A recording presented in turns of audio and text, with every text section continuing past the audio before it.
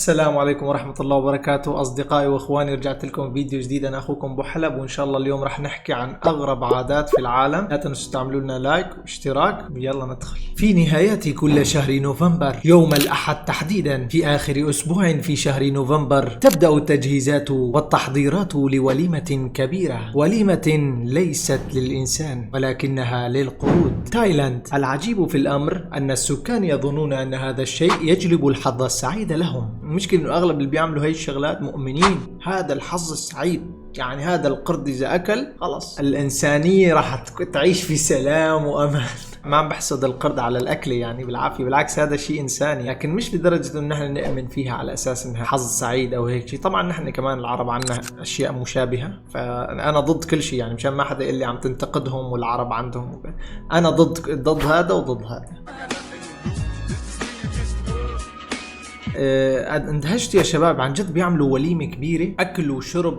يمكن في بني آدمين في لوبوري ما عندهم هذا الأكل يا شباب. طبعا هذا الشيء بيساعد البلد للسياحة، ورهيب صراحة. أنا شفت بعض الفيديوهات لهم بيعملوا صفر وأكل نظيف يا شباب، يعني مش أكل هيك يعني سيء أو هذا، لا بيهتموا بالأكل وكذا عشان القرود تنبسط. فلكل قرد أنت المفروض تكون في لوبوري، لكن هذا شيء بسيط يا شباب، يعني هذا شيء عادي، يعني انسان عم بياكل حيوان عم بيعمل له عزيمه عادي، ما في مشكله، هذه امور بسيطه. تايلاند مستواها ما عجبني يا شباب. المستوى الحلو في الهند، تعالوا شوفوا معي الهند شو بتعمل. انا ما راح نقول انه كل الهند، في بعض الانحاء والقبائل المعينه، طبعا مسلمين وهندوس، يعني مش بس هندوس، مسلمين بيعملوا هذا الشيء. تخيل انت مسلم تعمل هيك شيء. بيعملوا طقس يتضمن فيه يا شباب رمي الاطفال الرضع، يعني بيبي طفل صغير بيجيبوه وبيرموه من طرف المعبد على بعد 12 او 15 متر. ترمي طفل من 10 امتار ولا 15 متر، جريمة المباشر. يعني ما بعرف مين الطفل اللي راح يتحمل 10 متر يوقع منه. يا رجل الطفل عنا بيوقع من متر واحد بنضل ساعتين عم نخاف عليه. هذا الشيء بيصير بالولايات الريفية طبعا، مش المدن الكبرى، الولايات الريفية اللي فيها تخلف وجهل صراحة، فهمتوا علي؟ فيها تخلف وجهل، مثل ولاية اسمها ماهاراشترا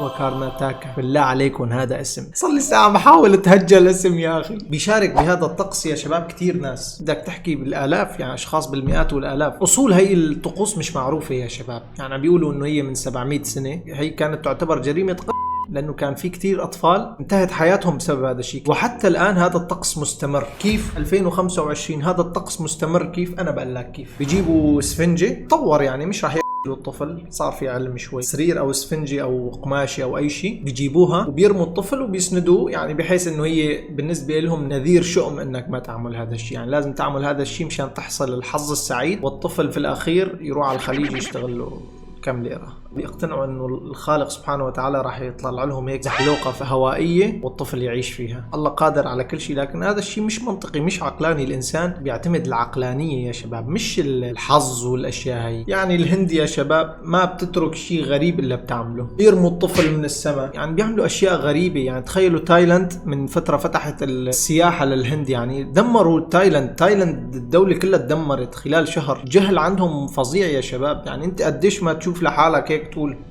والله نحن عايشين بالعالم الثالث. انت عبقري يا عزيزي المشاهد، انت لسه ما شفت شيء، صدقني انت متطور، انت الاي اي الذكاء الاصطناعي. انت الهنود عجيبين يا شباب، عاداتهم عجيبة، عاداتهم وتقاليدهم عجيبة. يعني انا ما بعرف كيف ممكن نرمي طفل من هيك مسافة يعني. ومسلمين، في مسلمين بيعملوا هيك شيء، فكروا يا رجل.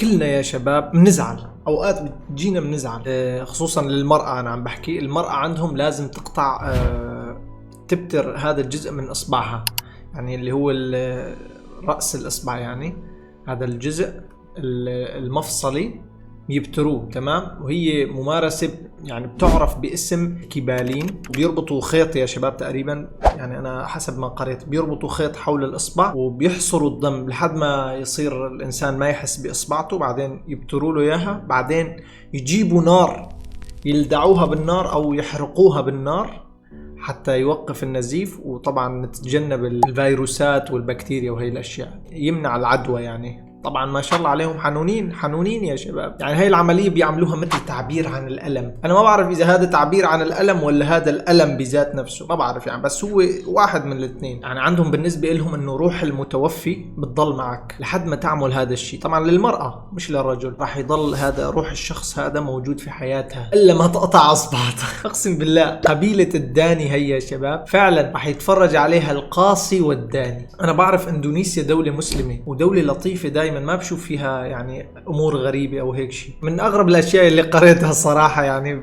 يمكن الهند قصة إنه يرموا الطفل، وهي في منها ببعض الأديان التانية ما راح نذكر نحن. المهم يعني أمور غريبة بيعملوها دايما أثناء ولادة الطفل أو هيك شغلات، أنتم فاهمين علي. يعني إندونيسيا يا شباب دخلوا على مجال مختلف، ليفل الوحش. بلكي واحد مثلا مات بعيلته مثلا 20 شخص، مرأة مات في عيلتها 20 شخص، خلص راحوا كل الأصابع معلم. يعني حتى الأطراف التانية راح تنشال، مو بس الزوايا.